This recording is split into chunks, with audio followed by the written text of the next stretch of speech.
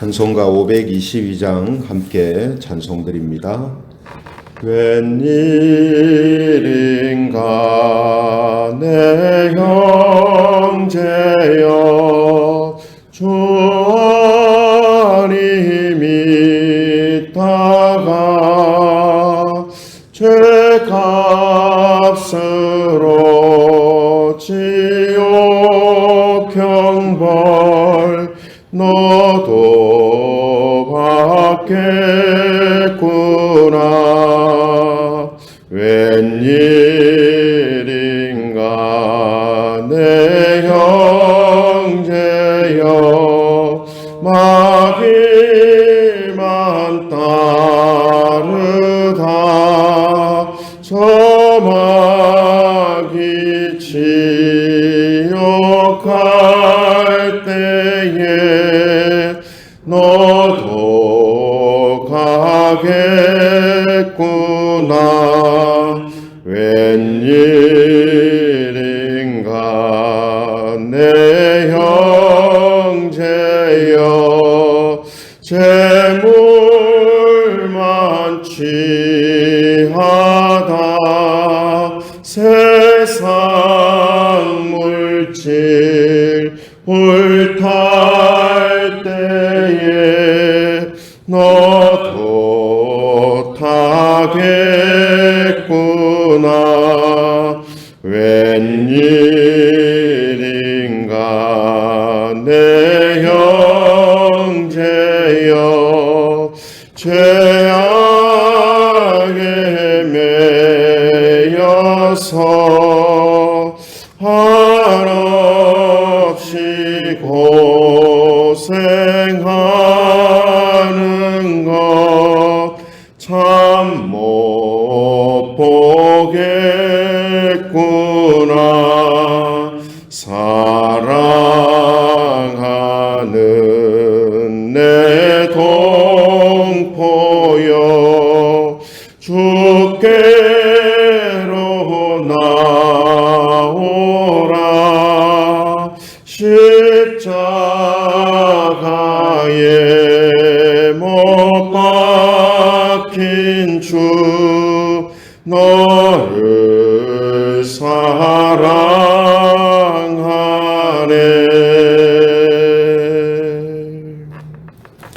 성경 말씀 봉독하겠습니다. 로마서 3장 19절에서 20절 말씀을 봉독합니다. 로마서 3장 19절에서 20절 말씀 봉독하겠습니다.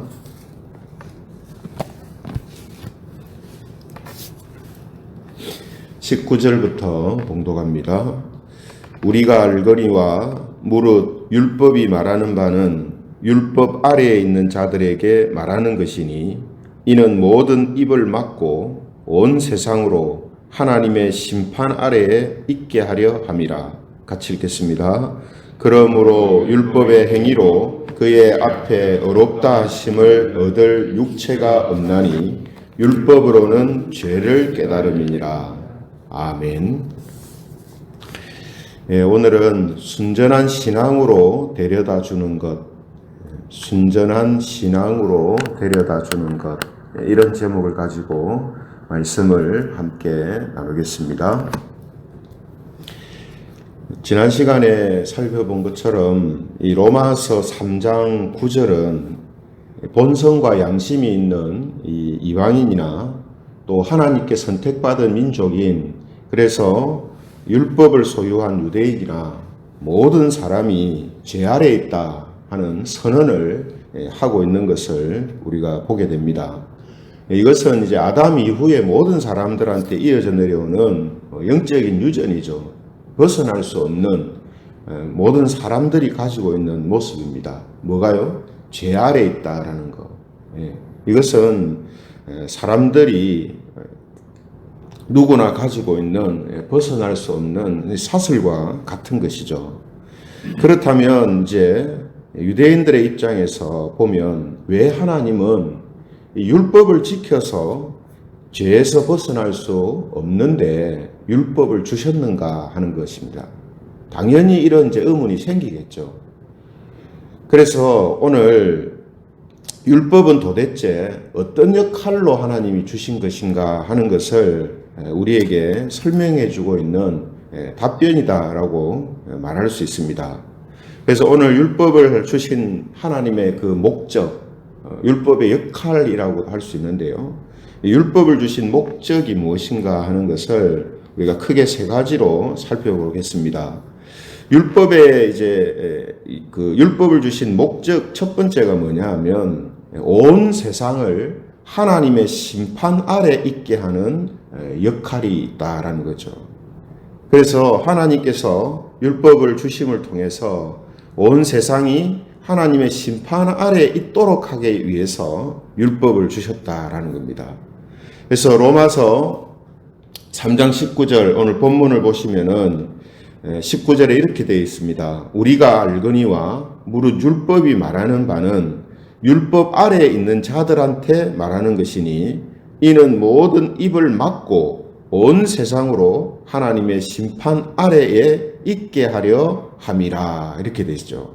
그래서 여기에서 율법 아래에 있는 자들이다 이렇게 말하잖아요. 이건 누구를 말하냐면 유대인만을 말하는 것이 아니고 이방인을 포함한 모든 사람들을 이제 의미하는 것입니다.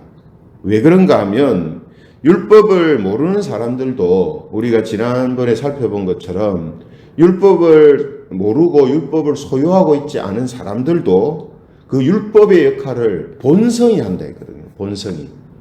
그래서 타고난 본성이 이거는 하면 안 되는데 혹은 이거는 해야 되는데 라는 이런 것을 가르쳐주는 역할을 한다는 것입니다. 그렇기 때문에 모든 사람은 결국은 율법 아래에 있게 되는 거예요. 율법을 모르고 없는 사람들도 뭐가 그 역할을 한다고요? 본성이 희미하게라도 자기한테 율법과 같은 역할을 하기 때문에 결국은 유대인이나 이방인이나 모두가 율법 아래에 있게 되는 것이 율법의 영향, 율법의 저촉을 받게 돼 있다 이 말이죠. 그래서 율법은 유대인이든 이방인이든 아무도 변명이나 핑계나 반박하지 못하도록 모든 사람의 입을 막아버린다. 이런 의미에서 모든 사람의 입을 막아버린다. 율법이.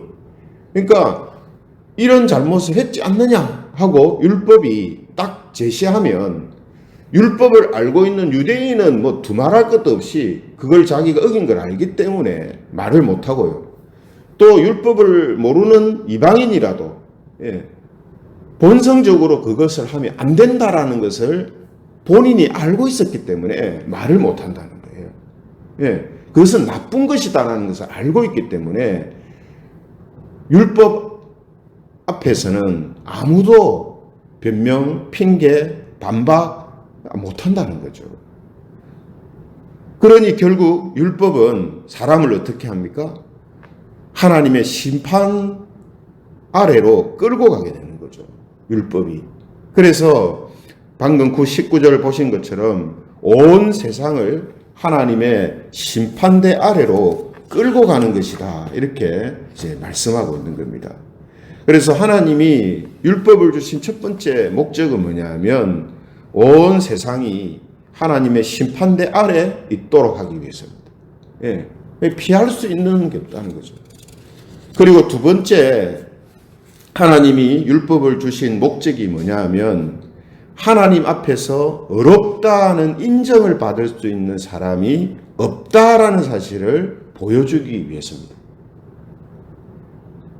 앞서 시편에서 이야기한 것처럼 의인은 없나니 하는 이 사실이 틀림없구나 하는 것을 보여주는 거죠. 의인은 없다. 하나님 앞에서 어렵다함을 받을 수 있는 사람은 없다라는 것을 보여주기 위해서입니다.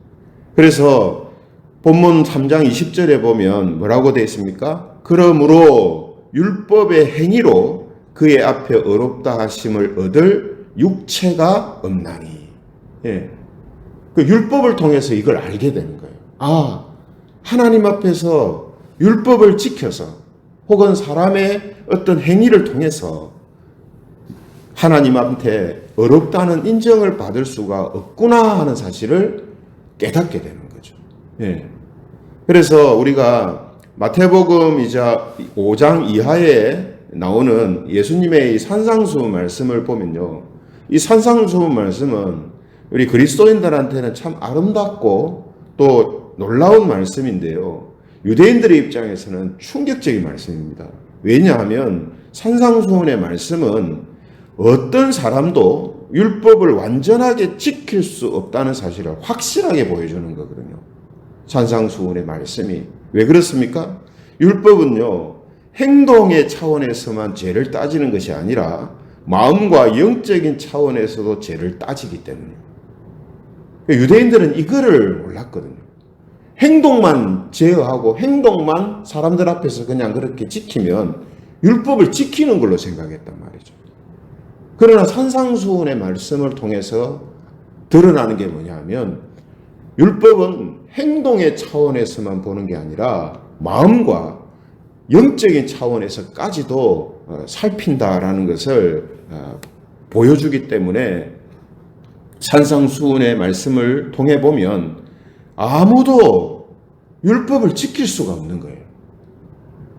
결국은 이 율법을 통해서 깨닫게 되는 게 뭐냐 하면 의인은 없구나.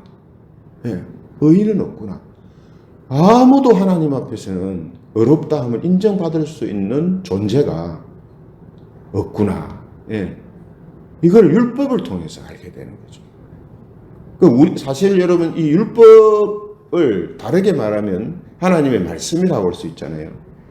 그러니까 율법의 이러한 어떤 역할이 하나님의 말씀의 역할도 되거든요. 그래서 우리도 그렇지 않습니까? 우리도 하나님의 말씀을 따라서 이렇게 살아야 된다.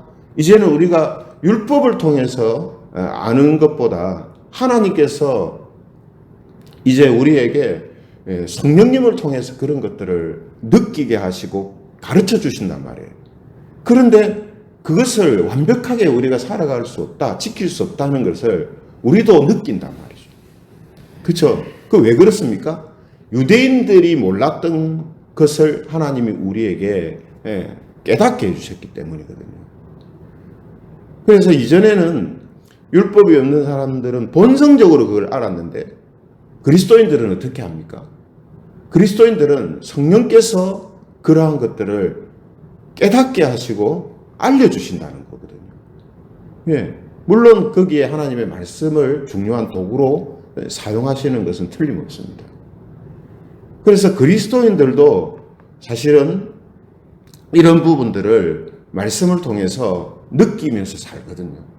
율법을 지키는 유대인의 삶을 살진 않지만 하나님의 말씀의 그 원리 안에서 살아가는 사람들이기 때문에 이러한 것들을 그리스도인들도 느낀다는 겁니다.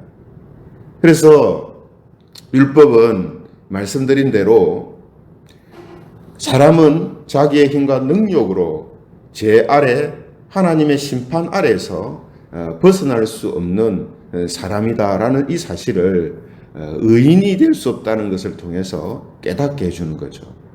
그리고 율법을 주신 세 번째 이제 목적이 뭐냐면요, 죄를 깨닫게 하기 위해서입니다. 죄를 깨닫게 하기 위해서.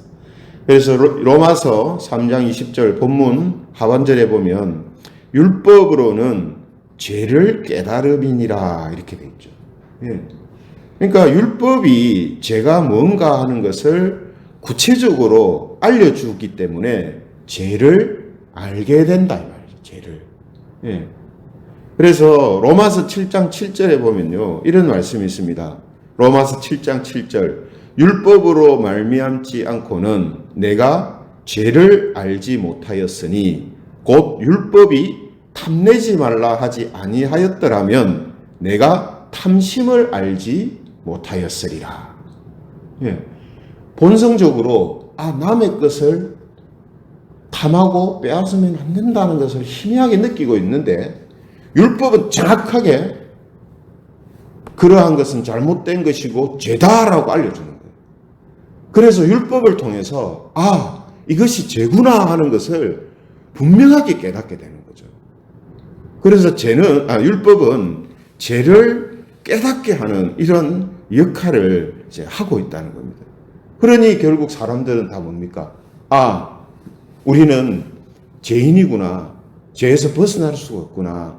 하나님의 의를 완전하게 이룰 수 없구나 하는 것을 인정하게 되는 거죠. 예, 죄를 깨달으니까 자신이 죄인임을, 또 자신의 한계와 또 무능을 인정하게 되는 거죠. 예, 이 역할을 한다는 거예요. 그러므로 이런 말씀을 볼 때에 어떤 사람이라도 자신이 죄의 지배 아래에 있는 죄인이라는 사실과 그 죄에서 스스로 힘으로 벗어날 수 없다는 사실을 모르고 인정하지 않고는 진정한 성도가 될 수가 없습니다.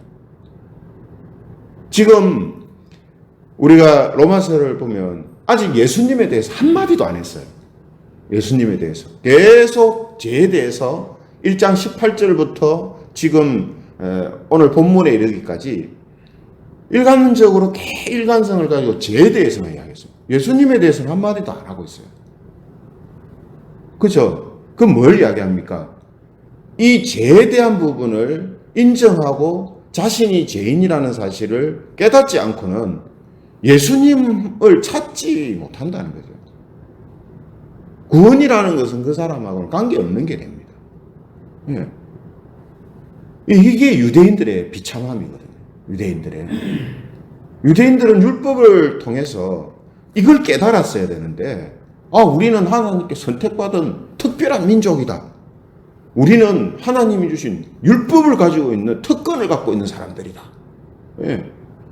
이런 생각들만 가지고 있으니 그들이 그리스도를 발견하지를 못하는 거예요.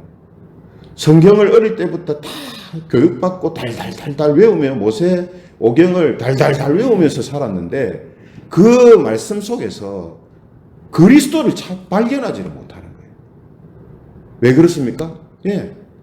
율법을 통해서 죄를 보고 죄인이라는 사실을 깨달아야 되는데 오히려 그러한 것들이 자신들을 다른 사람들보다 더 특별한 권리를 가지고 있는 사람들이 된 것처럼 착각을 하고 있었단 말이죠.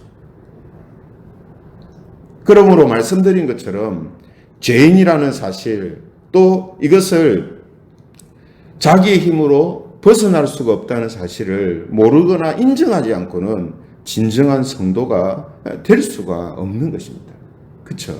왜냐? 그 안에는 순전한 신앙이 있을 수가 없거든요. 예.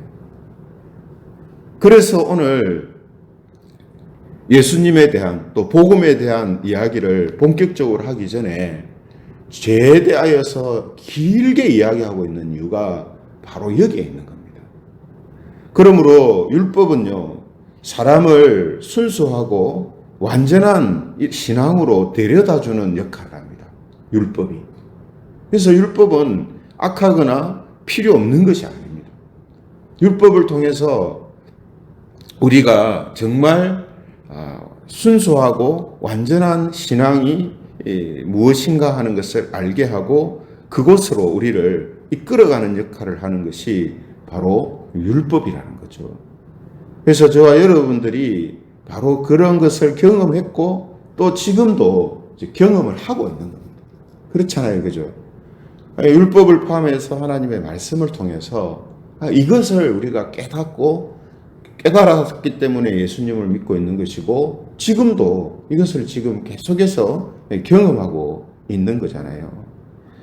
이런 영적인 경험이 계속해서 우리를 건강한 신앙을 가진 사람들로 세워주는 것입니다.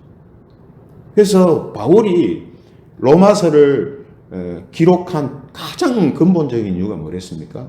복음 안에서 견고한 신앙으로 세워주기 위해서라 했잖아요. 견고한 신앙에 있어서 이 죄에 대한 분명한 인식은 필수적인 겁니다. 필수적인 거예요. 그래서 이 인식은, 이 인정은 옛날에 예수님을 처음 믿을 때만 필요한 게 아니라 지금 우리의 생활 속에서도 계속해서 우리에게 필요한 거죠. 이것이 있을 때 우리로 하여금 건강한 신앙 가운데 세워지도록 한다는 말이거든요. 이 인식이 이제 희미해지거나 사라지면 바로 사람은 어떤 현상이 나타나냐 하면 교만한 현상이 나타나요. 이 인식이 없어집니다. 그렇기 때문에 우리는 지금도 뭡니까? 이런 것을 경험하는 것입니다. 그래서 이것을 우리가 느끼고 경험하는 것을 이상하게 여기면 안 됩니다. 나는 왜 이렇지? 나는 왜 완전해지지 않지? 나는 왜 이런 부분에 있어서 잘 안 되지? 예, 안 되는 것이 있는 것 자체를 이상하게 생각하면 안 됩니다. 이상한 거는 뭐가 이상한 거냐면 그런 것이 있는데도 전혀 신경을 안 쓰는 것이 이상한 거예요. 그런 걸 전혀 느끼지 못하는 게 이상한 거예요. 예. 그런 것이 나한테 있다는 거, 부족함과 연약함이 있다는 것을 느끼는 것이 정상적인 거고 그것이 건강한 것입니다. 그것이 우리로 하여금 신앙의 견고한 자로 서 있다라는 증거가 되는 겁니다. 예. 그래서 오늘 이런 말씀을 우리에게 주고 있는 거거든요. 하지만 그런 현상들이 나한테 있을 때 나는 죄인이기 때문에 어쩔 수 없다 이게 아니라 어저께 우리가 말씀을 살핀 것처럼 우리는 죄 아래에서 사탄 아래에 있는 자들이 아니다. 이제는 하나님 그늘 아래 또 은혜 아래 거하는 자가 되었다. 그러므로 우리는 이러한 죄 지배 아래서 살아가는 삶을 저항하고 거기에 대항하고 거기에 매이지 않도록 하는 삶을 살아야 한다. 이 마음이 같이 우리 안에서 이제 움직이게 되는 것입니다. 이게 이제 필요한 거죠. 그렇죠? 그래서 죄를 우리가 이겨내느냐, 못 이겨내느냐, 이것도 중요한 부분이지만 더 중요한 것은 뭐냐면 그러한 것을 통해서 우리가 계속해서 죄에 대한 인식을 가지고 있는가 하는 이 부분이 중요합니다. 이것이 이제 그 다음에 정말 순수하고 완전한 신앙으로 우리를 이끌어가는 역할을 하기 때문이거든요. 그래서 오늘도 우리가 이 율법의 세 가지 역할, 하나님이 율법을 주신 세 가지 목적을 우리가 살펴보았습니다. 첫 번째는 뭐라고 했습니까? 온 세상을 하나님의 심판 아래 있게 하는 역할을 한다 했고요. 두 번째는 하나님 앞에서 의인은 없다 하는 것을 깨닫게 한다 하는 거고요. 세 번째는 죄가 뭔가 하는 것을 깨닫게 한다 하는 거죠. 그렇죠? 그래서 오늘 이러한 율법의 역할을 너무나 잘 알고 있고 또 그것을 경험하며 살고 있는 저와 여러분들이 계속해서 이러한 것들을 느끼고 깨닫고 고백하고 또 인정하고 또 싸워감을 통하여서 저와 여러분들의 신앙이 건강한 신앙이 되어지고 오늘도 이런 건강한 신앙으로 살아감으로 하나님이 우리에게 주신 신앙의 혹은 믿음의 능력이 더 분명하게 나타나는 그런 저와 여러분들이 되시기를 주님의 이름으로 축원합니다.